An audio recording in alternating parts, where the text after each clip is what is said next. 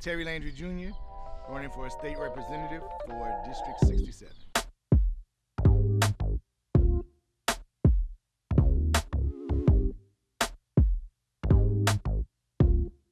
So I grew up in Lafayette, Louisiana, went to Children's Catholic High School, came to Baton Rouge in 1999, where I went to LSU. Then from there, I started law school in 2004 at Southern University Law Center.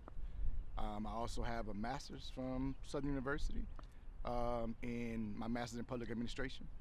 And so I have been here in Baton Rouge since then, essentially. I did a brief stint in Lake Charles for work, brief stint in Lafayette when I started with the Vacated ambulance. But then once I started doing governmental affairs work, I moved here permanently. Fell in love with the city and school, obviously.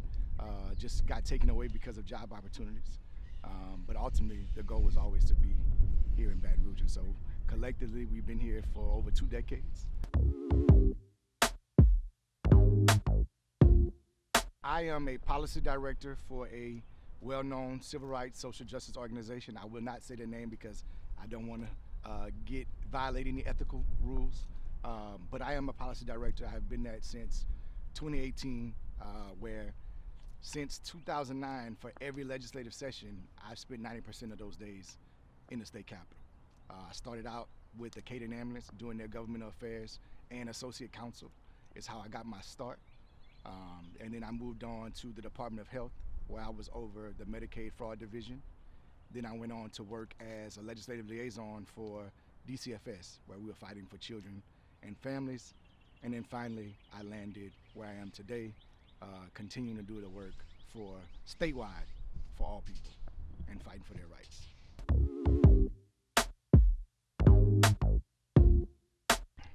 Why run? That is a great question. I think that we are in turbulent times. As I just said, for the past 16 years, I've been in this building fighting for the people. We feel that it is time now to try it from the other side. We feel like we can make a bigger impact on the inside. We feel like we bring value. We know the process. We know the people. We know the administrations. We've worked across administrations. We've had to work across the aisle. Nothing can happen in this building without some type of collaboration. We are only one of 30 some odd House members, 35 House members that are Democrat. And so in order to get any meaningful legislation passed, there's going to be some collaboration with the other 73 members of the House. And so nothing can get done without collaboration. And we feel that because of our history, because of the capital that we built by being inside of the building, we can make those things happen better than anyone else.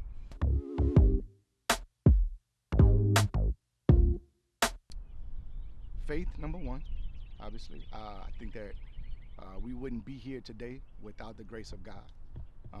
And then also, I look at my children and my family. I wouldn't do anything to my own children, to your children, that I wouldn't do for my own. And I think that leaving this state, leaving this city, leaving this district in a better place with better advantages to where our children can grow up in an environment where we're thriving, where we want to be in Baton Rouge. We're not always looking to other states or other cities for better opportunities. That's what I always want to guide on. I want to be able to say, we made Baton Rouge better. I made Baton Rouge, and I say we because it's not just about me. I can't do it alone. So you often hear me say the word we, and that's why, because it's going to be a collective effort. But my North Star is usually God, family, and investing in children, because investing in children is investing in the future, and that's what we have to do.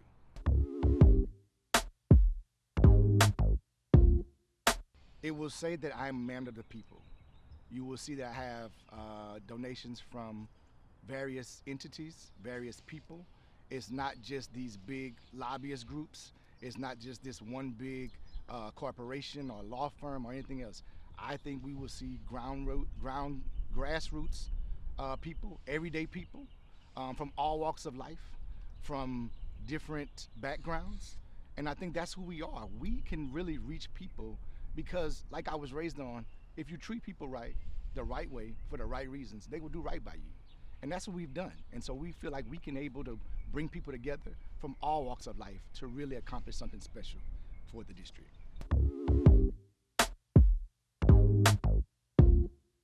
I'll give you 3 really quick. This is what I've been doing when I'm knocking on doors, right? It's about opportunity. We build opportunity through investing in our children, investing in small and local businesses. It's about public safety, and then it's about accountability. We want to be able to hold government accountable, and that starts with me. I want to be held accountable. I want to let you know what I'm doing, and why I'm doing it.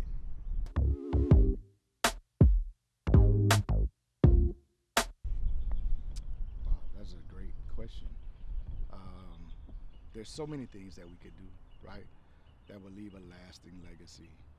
I think that if we could truly make our schools in the top 10 in Louisiana, whether it's 10 years from now and I might never see it, or 20 years from now I may never see it, I think that putting my stamp on that to say because Terry Landry did these pieces of legislation and it's going to take more than one, but now Louisiana is in ranks in the top 10 in education, I would be a happy man.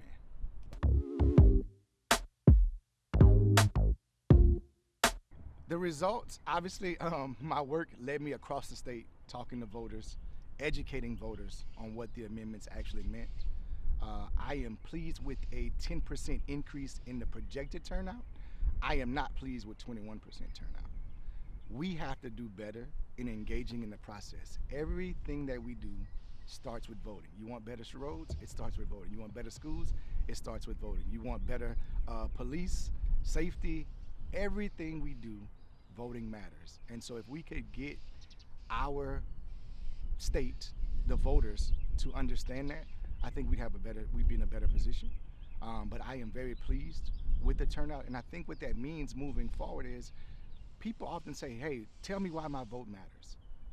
This is a direct correlation to when people show up, we get real results, when people are educated, when they actually know what's on the ballot and what is going on in the government, then they show up and they make a difference. And the difference was made on March 29th.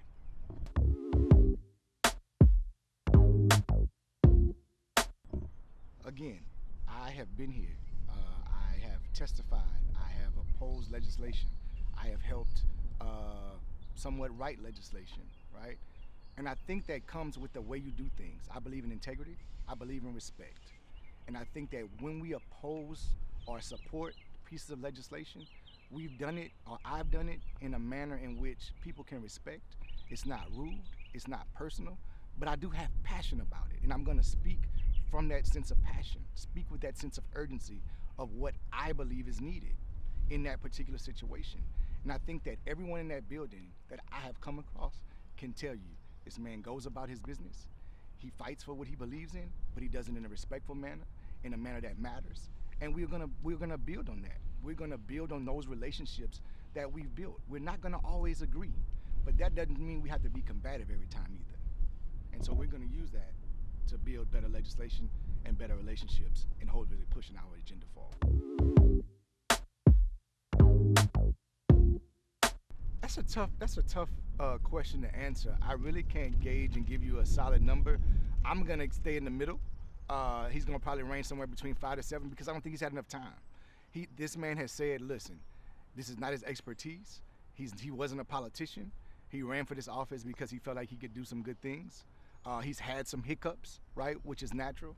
But I don't think he's got his feet right under him yet, and I think it would be disingenuous to judge him at this point. I think that maybe after his first year, maybe we can reevaluate it and see exactly where he lands. Because he's dealing with a lot. He's dealing with the deficit. He's dealing with St. George. He's dealing with the libraries. All these things are coming into fruition, which no other mayor has dealt with, at least since I've been here. And so I want to be respectful of the position and understanding of what it means to be in that position as a newcomer, and a total newcomer, not just new to the area or new to the position, but just new to politics. So I want to allow him to get his feet up under him before I really give him a number. But like I said, I would range him somewhere between 5 and 7, just because he's drinking through a fire hydrant right now. And so we want to give him the opportunity to really set in, learn the system, and then be able to build upon it.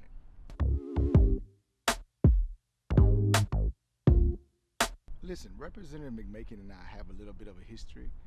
He and I disagreed. We were on the opposite side of his panhandling bill during the session of 2024, where individuals could be fined or even detained for standing on the side of the road asking for anything of value.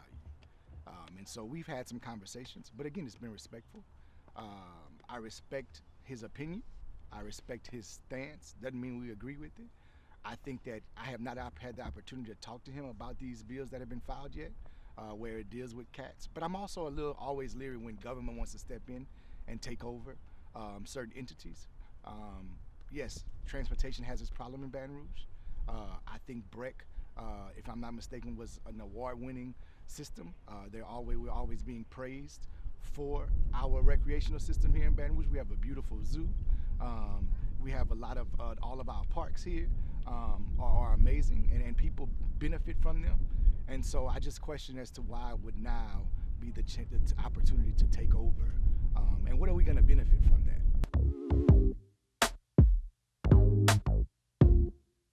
I want to see a unified city, or cities, right? We're still under the East Baton Rouge Parish. We still have consolidated government. This area, our communities, don't do well when we have so much divided and divisiveness among us. I think we work better together, and so it's here. St. George is here.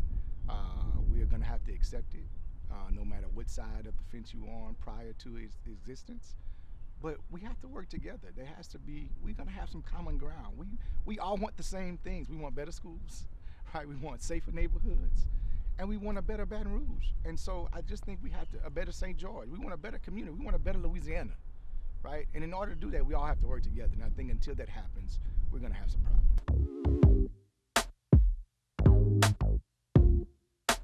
So I want to say thank you for the opportunity. I've had an opportunity to meet great folks in this area. I love this area.